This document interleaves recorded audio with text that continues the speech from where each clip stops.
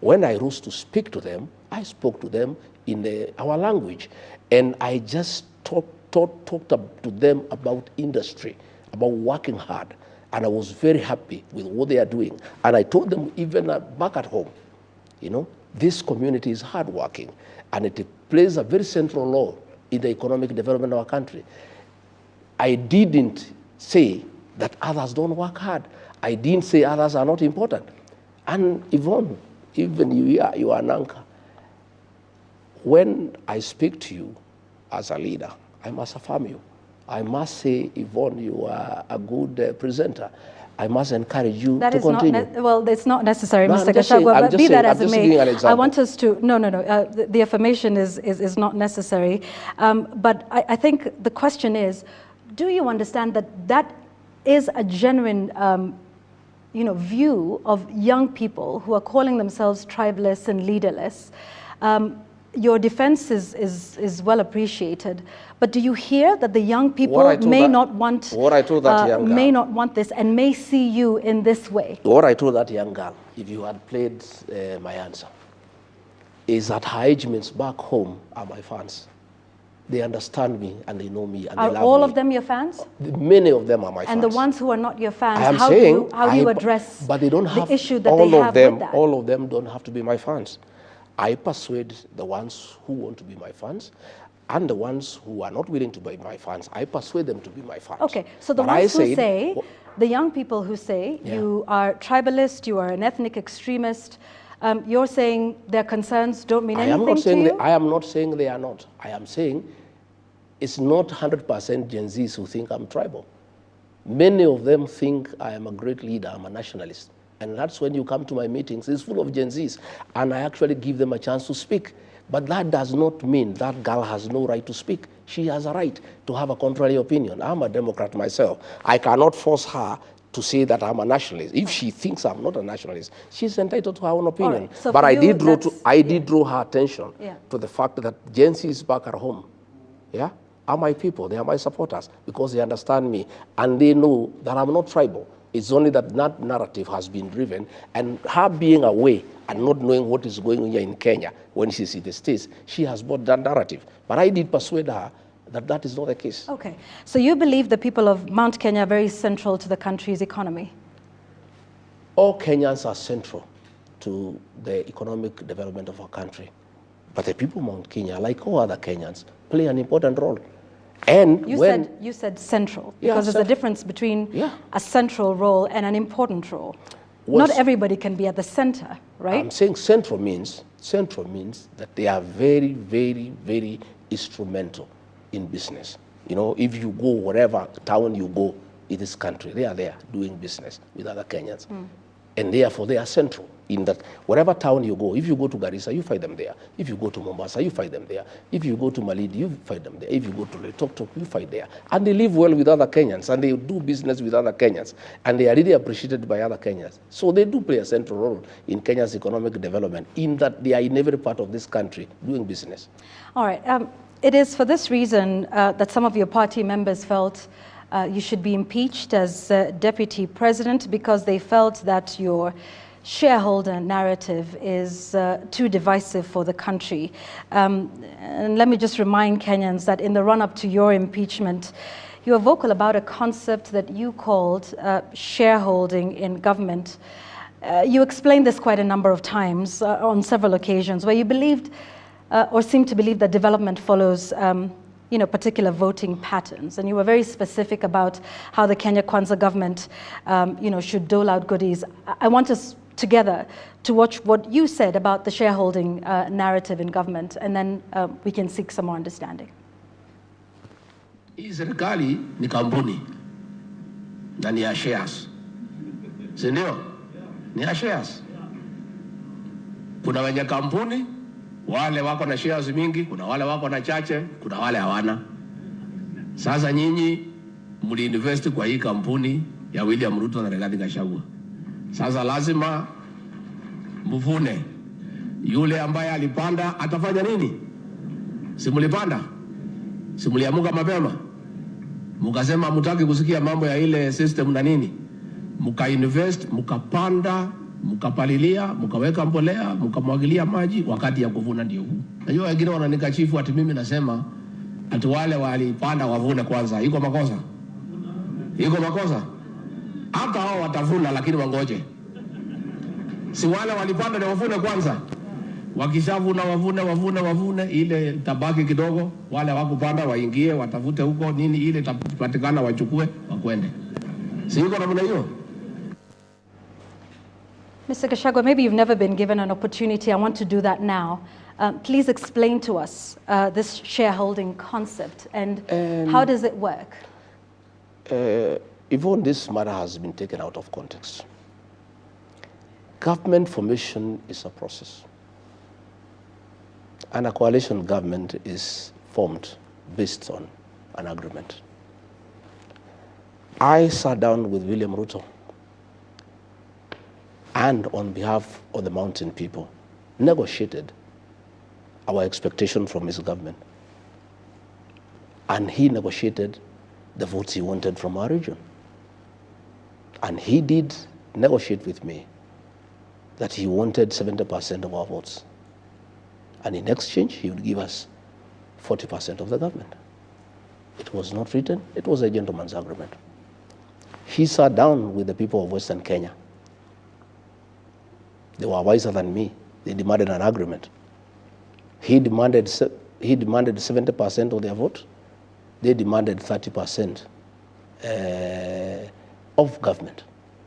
He sat with Kingi from the coast, and Kingi demanded certain things that will be done when government is formed. I was simply following the honoring of that agreement, that what was promised and what was agreed on must be honored. And I was saying, you know, we made an agreement that we are investing in this government, and this is our expectation. And Yvonne, it is not that it is anything that I was coming out from the blue. It was an agreement that was negotiated, you know, and I was insisting that that agreement should be honored. Other people are not insisting on the honoring of that agreement. I was under a lot of pressure from the people I negotiated on their behalf, that what we agreed on should be honored. And that is when William Ruto turned against me, because he didn't want to honor what we had agreed. And luckily for me, and it's a mistake that I made that I have to live with, yeah, I didn't insist on a written agreement. It was a gentleman's agreement. Nevertheless, even a verbal agreement in law is acceptable. Sorry, just so we understand, you Yes. say you negotiated on behalf of your people. Yes. What did you negotiate for? Positions, development, roads, coffee reforms, tea reforms, you know, guaranteed minimum return. We did economic charters with President William Ruto, 4 counties in Kenya. And for the people that I represented, because he came to me because he wanted votes from my region. That is the truth. It was not that because he just loved me or he was my friend. It was quid pro quo, you know. Give me this, I give you this. And he said, Rigathi, I want 70% of votes from the mountain. Mm-hmm. Can you deliver that? I said, yes, I can deliver. And I delivered 87%. And I said, I expect the following. I negotiated ministries of interior, finance, agriculture, water, lands, attorney general, trade. I negotiated all those agreements, you know. And where we started having problems is when he started taking away what we had negotiated. He took away finance. I had negotiated finance, he gave to Professor Ndungu. He took it away and gave it to John Mbadi. I had negotiated interior. I had negotiated trade. I had negotiated that and that. Because Vaughan, and that is where many people probably fight like... Although John Mbadi came after you. No, I'm just saying along the way. Okay. That agreement still stands, whether I'm there or not. Is because that I negotiated on behalf of our people who voted. All right. And then they delivered. They gave him 7% of the votes. So they honored part of the agreement because So the this agreement was 70%. So this was on behalf of the people of Mount Kenya? Yes, yes, yes.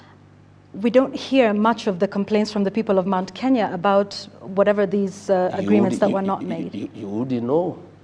Why is there a rebellion in that mountain? That is the issue. It's only that I speak out. Other leaders don't speak out because they have been compromised. I speak out. And why do I speak out, Yvonne? Because I'm the one who entered the agreement on their behalf. I am the one who is taken to task, yeah, by the population. You came and promised us. You told us we vote for this man. Yeah, we are going to have coffee reforms. We are going to have tea reforms. We are going to fight alcohol. Yeah. We are going to do ABCD. We are going to improve the environment for business. Now, things have turned upside down. We are being overtaxed. We are being levied too many taxes. You misled us. So what I was doing is responding from the pressure from the people, on whose behalf I negotiated with William Ruto. But I took it up with him. Yeah, but what you're saying, I suppose, is perhaps what we've always understood, that our political patterns and our voting patterns are tribal. Let me tell you, Yvonne, it's not tribal. It's coalitions are coalitions. No, but you said, when there was an agreement that was made with you on behalf of the people of Mount Kenya, with Amason Kingi on behalf of the people from his region. So you're making this tacit admission now as former Deputy President of the Republic and a party leader that our voting and our political patterns are based along tribal lines. Coalitions are formed by regional blocks. Okay? And William Ruto sought me out and my people. He sought Kingi, he sought Wetangula and Musalia. He sought everybody else. And that's the nature of our politics for now. Okay, all right. So some then say, and I want us to listen to this clip coming up, that you are simply renaming tribalism, and instead of using the word tribes, you call them shares and shareholding. Let's listen to you defending this again at a different occasion. Niko hapo. Huyu Felix ako hapo. Rais mnamjua. Mimi mnanijua msimamo yangu. Silence on my set.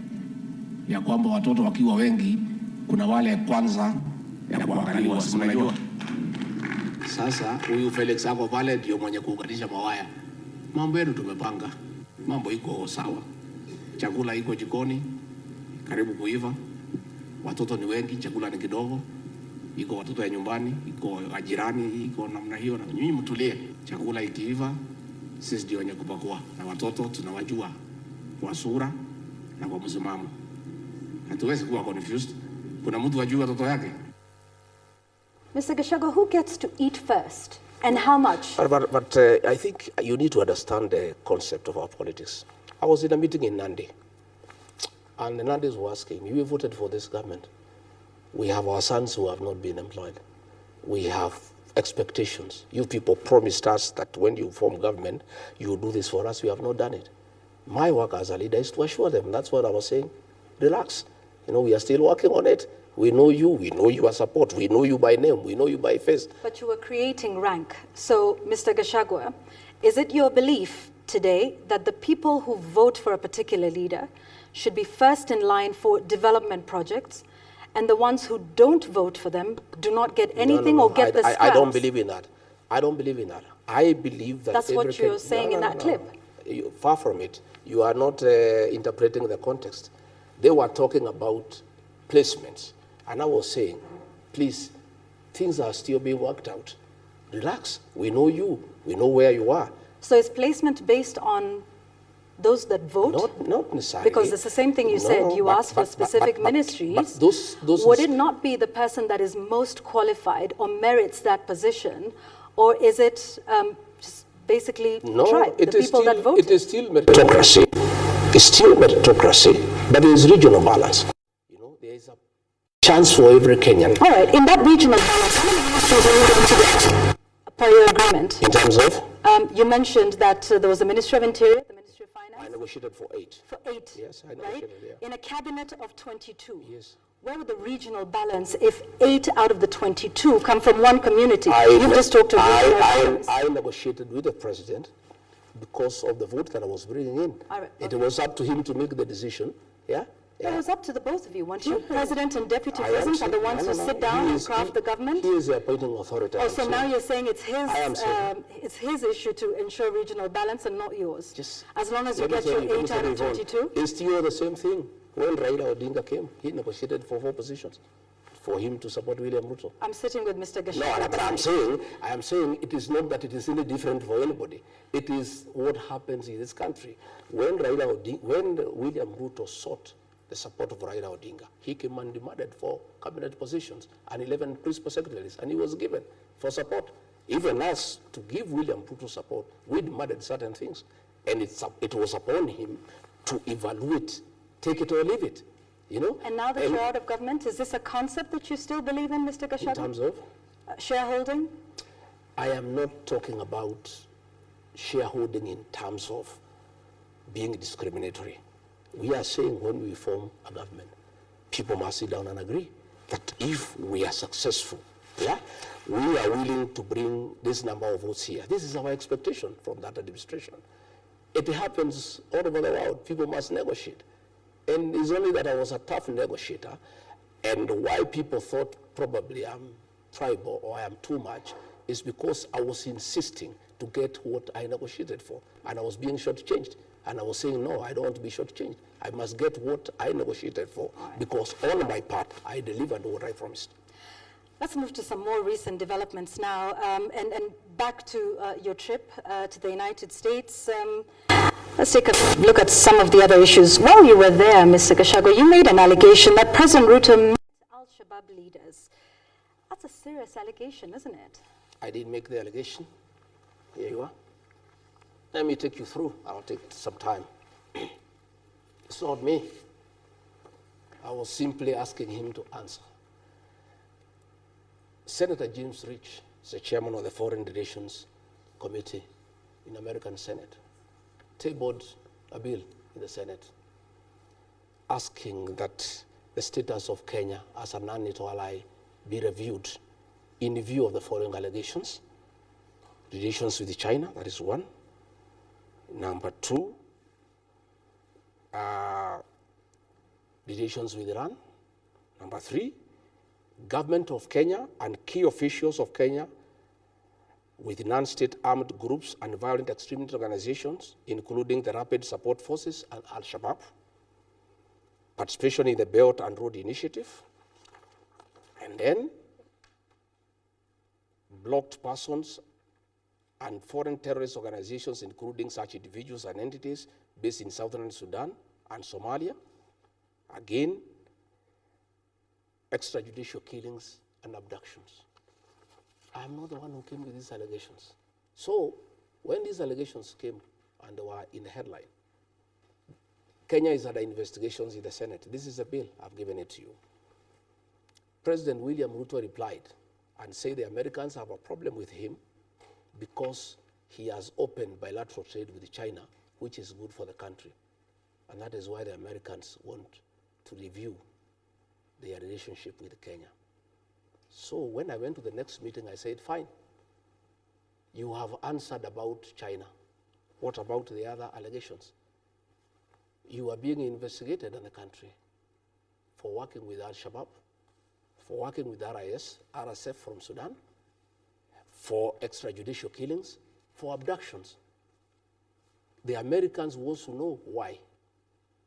It is alleged there was a meeting in Mandera. Can you please answer?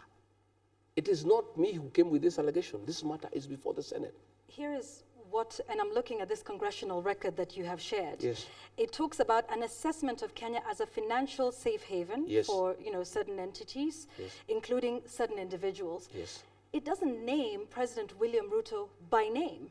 You, on the other hand, are saying that he met al-Shabaab officials? I because named this him is very different. Senator Risch, and in this Congress, does not talk about President William Ruto meeting. This was your statement. It's talking about Kenya. It's talking about Kenya. And its officials. And those officials, according to you, are President William Ruto? Yes. Who leads Kenya? Who leads Kenya? And I am saying, I concluded it's William Ruto because I am private. I am private, and I've said it before. Yeah. On record, that President William Ruto has a working relationship with Hemeti, the leader of RSF. I have said that, and I have evidence. I'm the one who facilitated the meeting. Okay. Sorry? You facilitated the meeting? Yes, I did. Between President William Ruto? And Hemeti, on his request. Why would you do that? because diplomatically, a president cannot invite a deputy to come and visit him. And Hemeti at that time was the deputy president of Sudan. So William Ruto called me as deputy president and had a letter for me to sign to invite Hemeti. And I went to pick him at the airport and delivered him to William Ruto and sat through the discussion. So this was an official meeting? Yes. Right. And in what way does this official meeting then become something sinister? I am saying it was official, in quotes, but they were discussing business and trade. What did they discuss? Business, gold. Gold. I've said it before. You were at this meeting? Yes, I was. And you were comfortable with that sort of discussion happening? Initially, I did not know the purpose of the meeting. And once you did find out the purpose of the meeting, because you say you sat in there? What would I have done? That was the president, he was my boss. I said, yeah. And what do you intend to do about this now? Why should anybody believe you? What can I do? I'm asking him to answer these questions. That is different with Hemeti. You also talked about him meeting Al-Shabaab. I am saying. Where is that evidence? Because it is very different from this paper that you have presented here. Is different from stating that the president, that the president of the Republic of Kenya met Al-Shabaab leaders. Is that still your contention today, that he met Al-Shabaab leaders? And if so, Mr. Gachagua, where did they meet? What did they discuss? Because this is an allegation that you are making. I'm saying President William Ruto answered on the issue of China. He has a mouth. He can answer whether he met Al-Shabaab or he did not meet Al-Shabaab. Kipchumba Murkomen is not the spokesman for William Ruto. Just the way he answered. No, he answered. You know, Kipchumba Murkomen was answering me. You alleged that, and now we would just want to understand from you.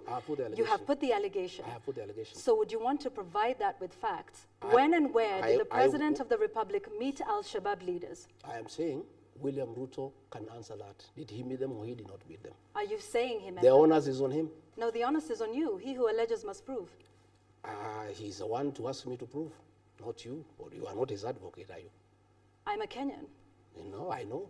When you make an allegation, do you not expect... But why did he answer the one on China? No. When you make an allegation, do you want nobody to hold you account for what you allege? Let me tell you, Yvonne. And this is why we're asking you here now. Let me tell you, Yvonne. This matter is under investigation by the Senate. Let me tell you what I'll not do. That's understood. I just want to understand from you. You say the president met Al-Shabaab leaders. When and where? And for what purpose? What I have said, that this allegation was made by the Senate. No, this allegation was made by you, Mr. Gachagua. But the other details on top of this bill. I was in America. Every bill has attendant facts and figures. Mr. Gachagua, when we have an opportunity to speak with the members of the Senate of the United States, we will pose the same question to them. Yes, you will. Tonight, I am speaking with you, who has himself said that the president has met leaders of Al-Shabaab. What will not do? So we're going to ask you... We will not prejudice investigations by giving details of what we know.